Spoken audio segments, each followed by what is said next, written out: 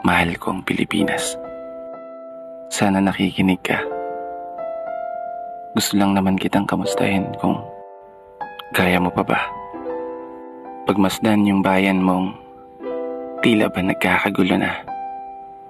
Yung mga tao sa loob nito na hinahangad mong magkaisa.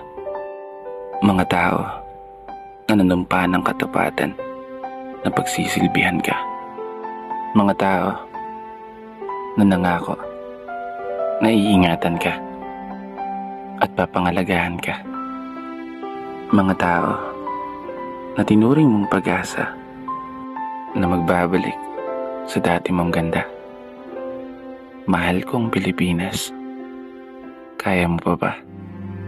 Kasi alam mo, marami sa ngayon ang pinili na lang manahimik at hindi na lang magsalita habang pinapanood at pinapakinggan ng mga balitang talagang nakakabigla. Marami ang nagagalit, marami din ang natutuwa. May ilan na nagbubunyi, ngunit may ilan din na gusto nang magwala. Marami ang nasaktan, marami din ang naging masaya. Dahil sa wakas ay nakamit ang hustisya na hinihintay nila. Laban sa isang tao na dati ring nag-alaga sa'yo. Isang tao na kilalang palamura at pinansaghan din walang modo.